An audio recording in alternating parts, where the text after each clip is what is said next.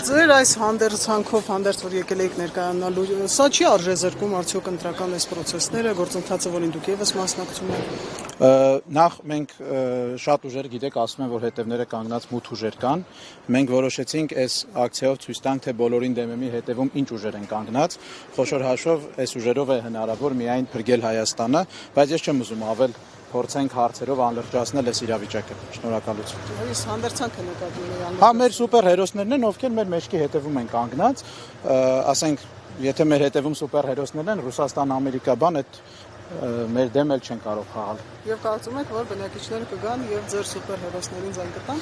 Մեր սուպեր հերոսներին չեն ձայն տալու, սա մեր հետևում կանգնած ուժերն են, կգան բնակիչները, որովհետեւ ամեն մարդ հասկանում է, որ այս իրավիճակը ընդհանուր առմամբ այնպես չի, որ շատ լուրջ է,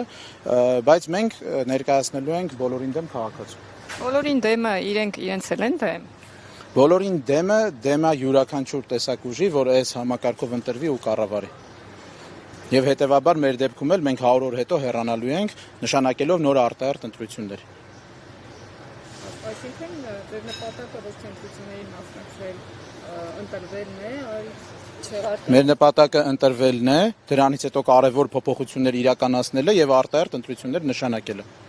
Այսինքն մենք ժողովրդից ուզում ենք ձայն, բոլորին դեմեմը իդեպ քվեաթերթիկում համար 2-ն է,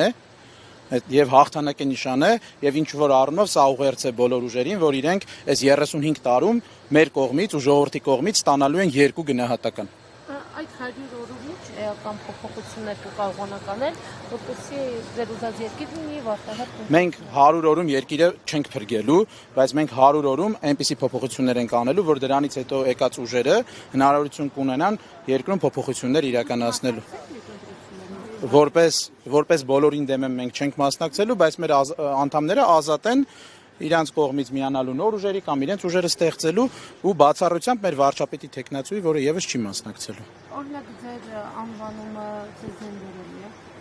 Այո, որովհետև Հայաստանում 30-ից 40% մարդ կա, բոլորին դեմ է։ Մենք այդ մարդկանց հույզերն ու էմոցիաներն ենք արթնացրել այս ընտրություններից առաջ, որովհետև այդ մարդիկ մինչև հիմա իմաստ չուներ, որ իրանք գնային ընտրության, իրանք իմաստ չէին տեսնում, իսկ այսուհետ արդեն այդ իմաստը կտեսնեն ու այդ երկու նշանակելու հնարավորությունը կունենա մեր ամբողջ ժողովուրդը։ Եվ քարոզարշավի սուպեր հերոսների կերպարներով եք մասնակցում։ Այդ անակնկալները լինելու, այս կուզեմ նաև լրատվամիջոցներին հատուկ դիմել, մեր այս կրեատիվ մտքերը շարքա լինելու,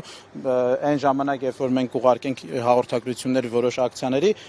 սպասեք շատ ավելի լուրջ անակնկալների, քան այս անակնկալներ։ Որպես հավելում, եթե թույլ կտաք, ինչպես գիտեք, Հայաստանի Հանրապետությունում 30-40% առնվազն ամենապեսիմիստական հաշվարկով 30-40% մարդ կա, ով որ բոլորին դեմ է,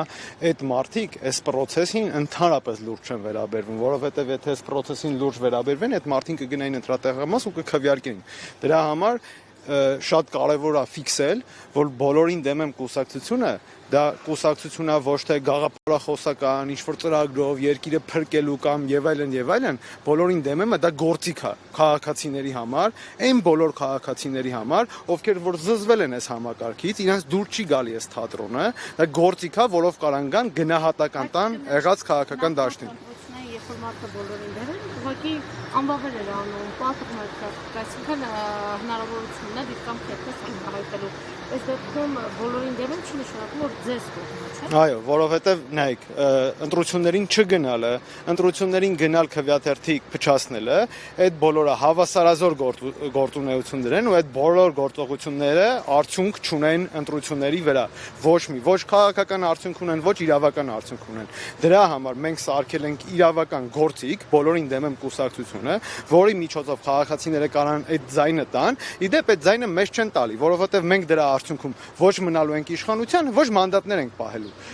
Բոլորին դեմ եմ նպատակը այն է, որ եթե բավականաչափ քանակի մարդիկ գնահատական տանես համակարգին, կախված գնահատականի մեծությունից կտան այնքան գնահատական, որ մենք անցնենք ազգային ժողով ու ցույց կտանք, որ այսքան մարդ կար, մանդատները կշպրտենք, դուրս կգանք, այդքանը կանենք։ Այնքան գնահատական կտան, որ մենք կկարողանանք, այնքան թափ կունենանք, որ նոր ընտրություններ նշանակենք, նոր ընտրություններ կնշանակենք։ Դե օրինակ ինչ երաշխավորություն ունի Հայաստանի ժողովուրդը, որ իշխանության համազգալու դեպքում չեք որոշի։